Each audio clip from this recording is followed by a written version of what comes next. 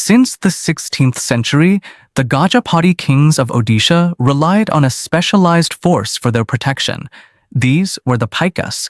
Rather than a standard mercenary wage, the kings compensated the Paikas with nishkar jagirs, large hereditary plots of rent-free land. During times of peace, they cultivated these estates and maintained local order, but they were always ready for war. To stay in fighting shape, they practiced within a rigorous system of martial arts known as the Paika Akhada, mastering the use of swords, shields, and matchlocks.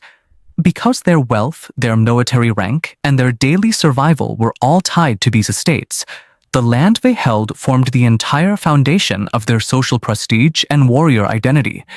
That foundation fractured in 1803, when the British East India Company annexed Odisha, dethroning the King of Kondh. The company then nullified the Paikas' traditional rent-free agreements, confiscated their ancestral estates, and auctioned them to absentee landlords. Next, the company targeted the local economy.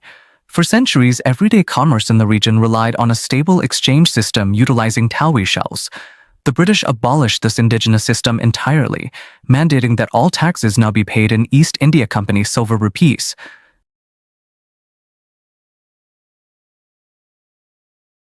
The sudden shift devalued local wealth overnight and plunged the rural population into severe debt. As a final measure, the administration established a strict monopoly over coastal salt production, cutting off tribal livelihoods and driving the price of a basic necessity out of reach for the peasantry.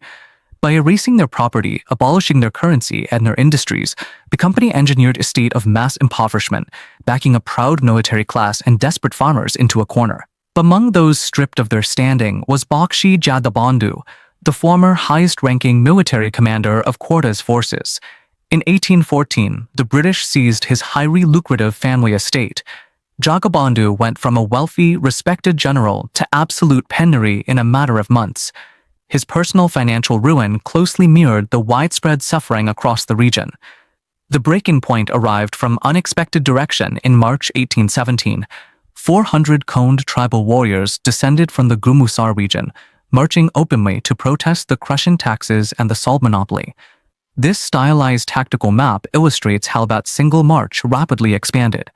Seeing an opportunity to strike back, Jagabandhu mobilized his displaced Paika warriors, merging their disciplined military tactics with the sheer momentum of the Kondh uprising. By applying such ruthless economic pressure, the British administration accidentally forged a highly dangerous, unified front out of distinct tribal communities and a highly trained military elite. The newly formed coalition moved swiftly. They attacked the Banapur police station, setting fire to colonial administrative offices, looting the government treasury, and killing dozens of East India Company officials. To widen the rebellion, Jagabandhu framed the conflict as a defense of Odia culture itself, projecting More Jagannath as the ultimate symbol of unity. This religious and cultural anchor rallied peasants, village headmen, and local kings to the cause. Within weeks, the uprising spilled across Puri, Pipali, and Cuttack. The massive surge in rebel members temporarily overwhelmed local British authorities and paralyzed company operations.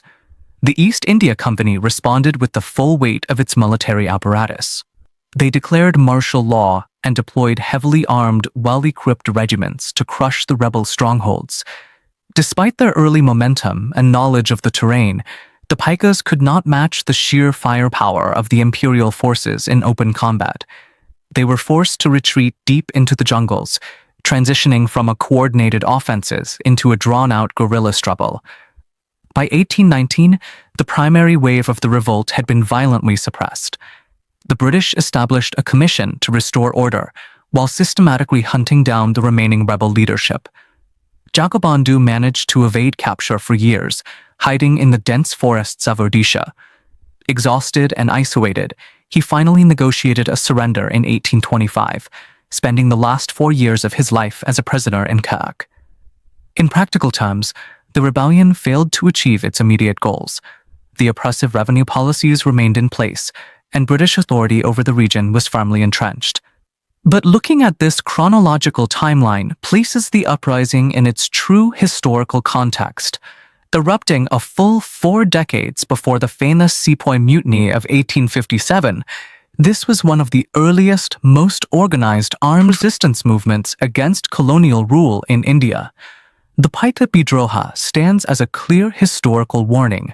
When an empire systematically strips a marginalized population of its land, wealth, and dignity, they will forge unlikely alliances and fight back with everything they have left.